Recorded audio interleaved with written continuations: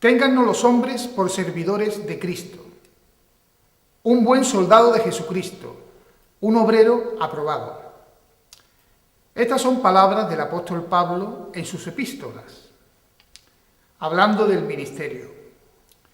El servicio, el ministro es igual que siervo, el servicio, por definirlo de alguna manera sencilla y que todos podamos comprender, es la manera en que Dios, en su sabiduría, ha decidido transmitir su vida a través de nosotros y que su voluntad se cumpla aquí en la tierra, en cada uno de nosotros.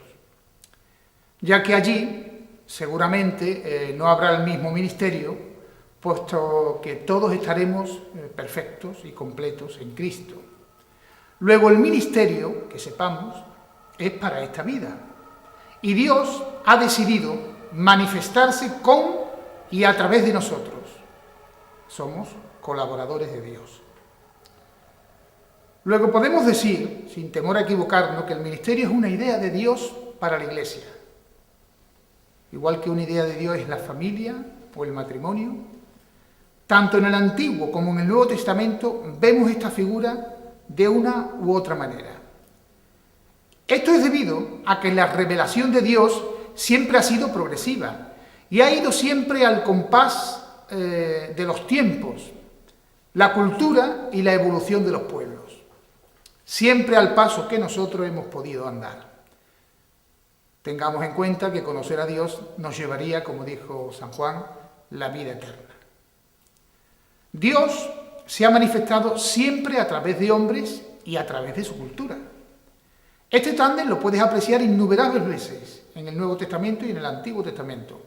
El máximo exponente lo tenemos en Jesús, el fundador del cristianismo, que se hizo siervo de la circuncisión, judío, para mostrar la verdad de Dios. Pues bien, ya que los que ejercen el ministerio muestran algo de Dios a los demás, el ministerio no se puede ejercer de cualquier manera, ya que distorsionaríamos la imagen de Dios, es decir, aquello que a través de nosotros Él quiere manifestar, expresar. Dice el escritor de Hebreo en el primer capítulo que Jesucristo es la última palabra o revelación de Dios al hombre. Ya todo está dicho, porque no hay nada más que decir. La revelación está completa en la persona de Jesucristo y nosotros estamos completos en Él. Claro, ahora el gran reto es conocer a Jesús.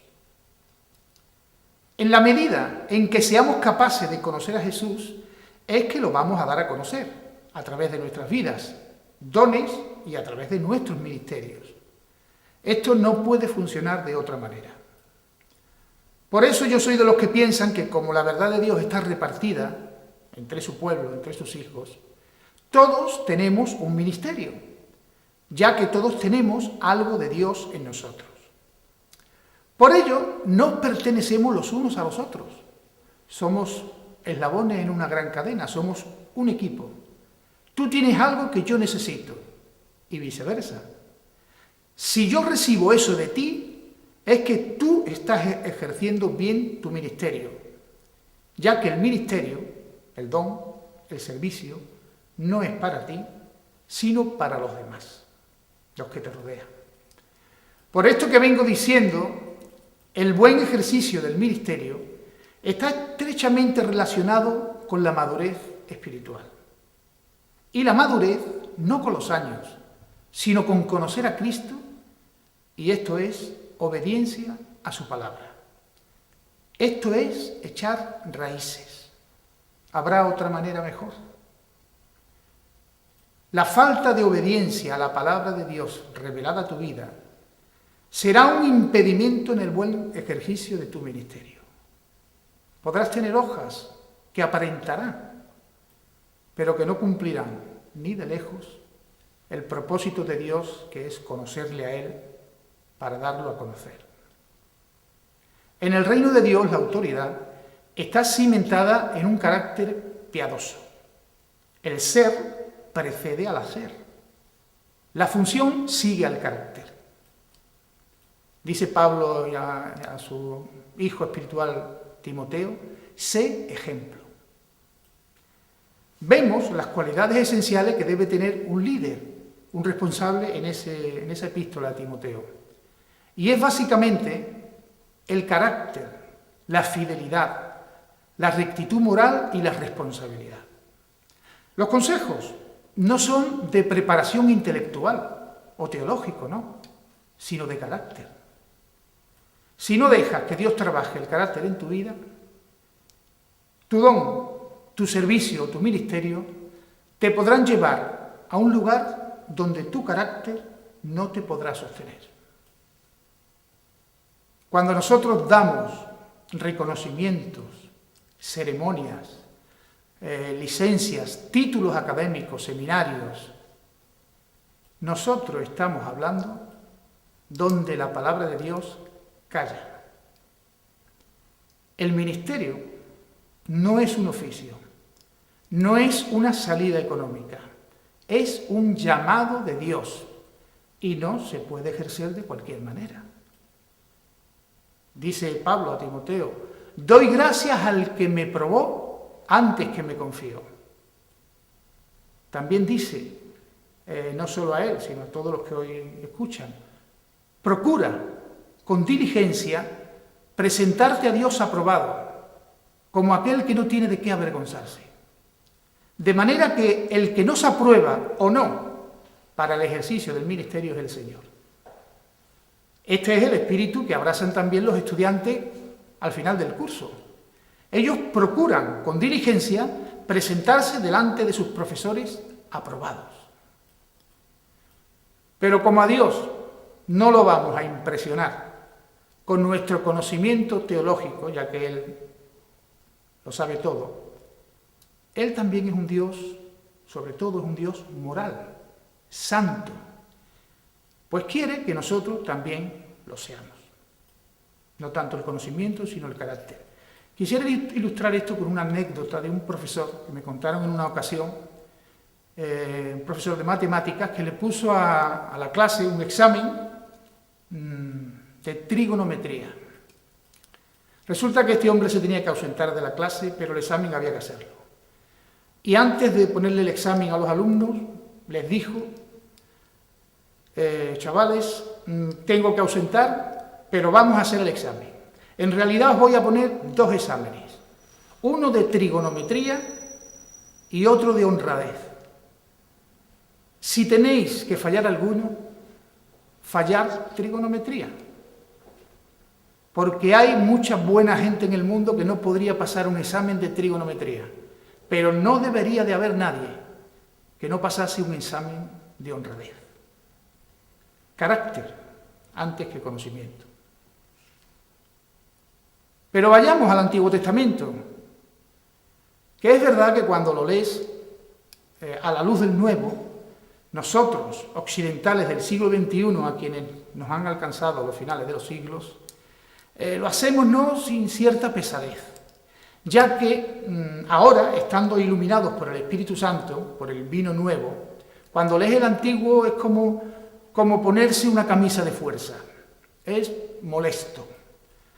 Pero también podemos apreciar que Dios es el mismo, ayer, hoy y por siempre, solo que se ha ido revelando de una manera progresiva. El camino del justo es como la luz de la aurora, que va en aumento hasta que el día es perfecto. Hay dos personajes en el Antiguo Testamento que quiero mencionar, que claro, ellos eran hijos de su tiempo, la revelación que ellos tenían no es la que nosotros hoy tenemos, pero que nos van a enfatizar el ejercicio del ministerio que ellos tuvieron. Uno de ellos es Jeremías. En el capítulo 15, Dios escoge y llama al ministerio a Jeremías, este profeta, con el único y firme propósito de dar corrección y dirección al pueblo de Dios.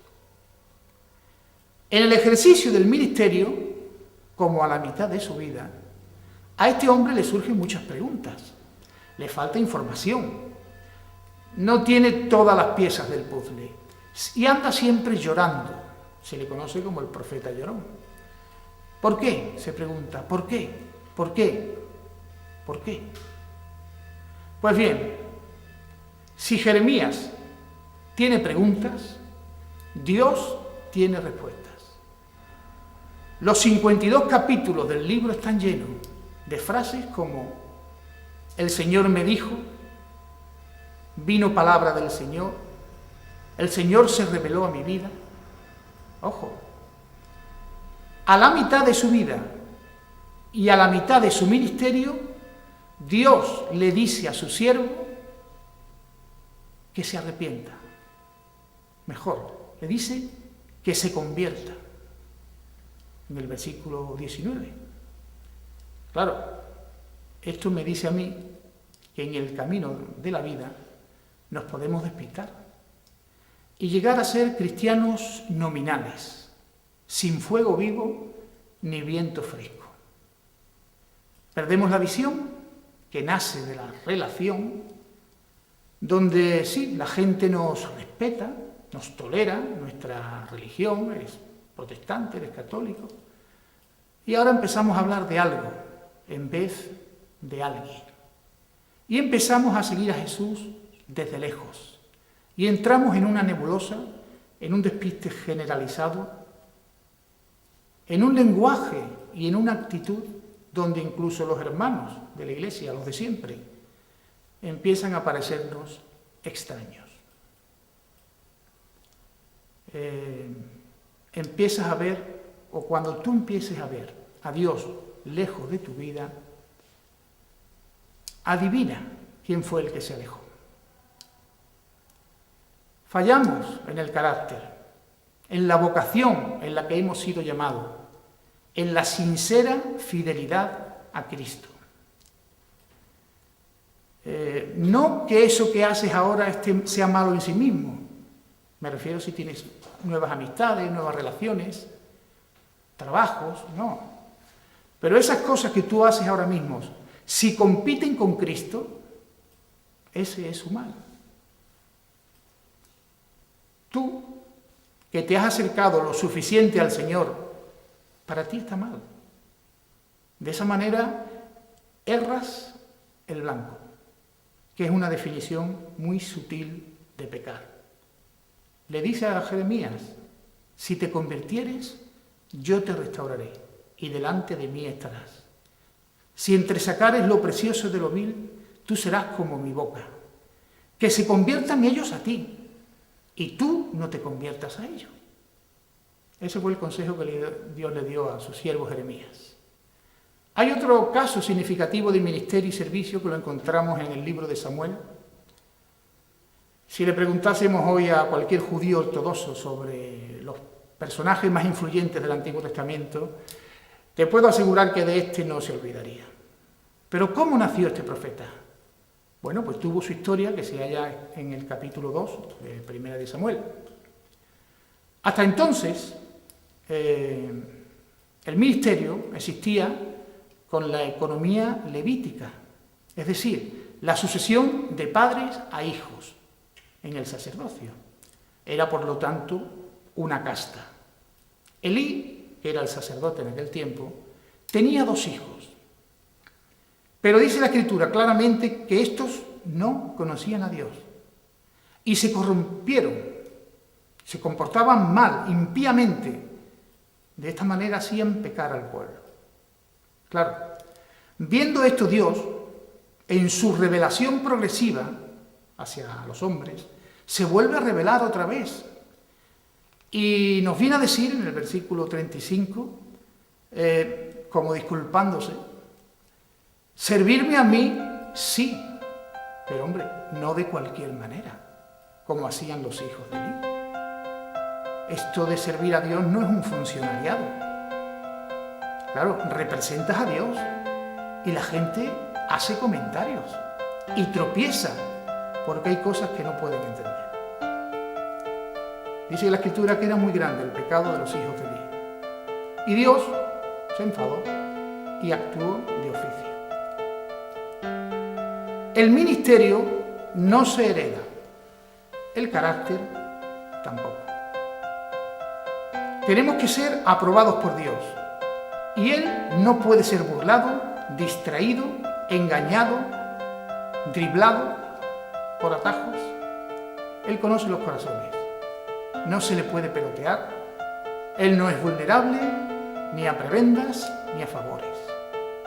Para concluir, podríamos decir o resumir todo esto diciendo que el verdadero líder o ministro de Dios debe de empezar a decir lo que Dios dice. Un líder debe ser un eco de la voz de Dios. Las últimas palabras de la Biblia nos enseñan que el Espíritu y la Iglesia, la esposa, dicen lo mismo. Dicen, ven.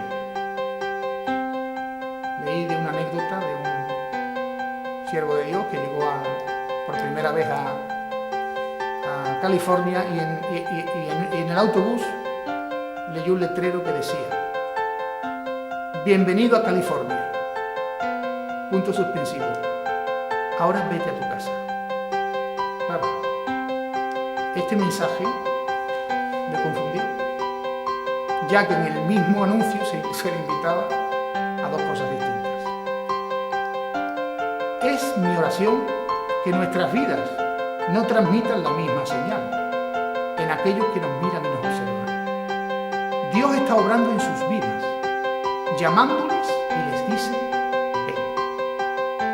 Nosotros deberíamos decir lo mismo. No podemos dar un mensaje confuso y contradictorio. Bienvenido a mi vida, ahora vete a tu casa. No. El Espíritu y la Iglesia dicen: ven. El que oye, diga: ven. El que nos oiga y tenga sed, que venga. Y el que quiera, que tome del agua de la vida gratuitamente.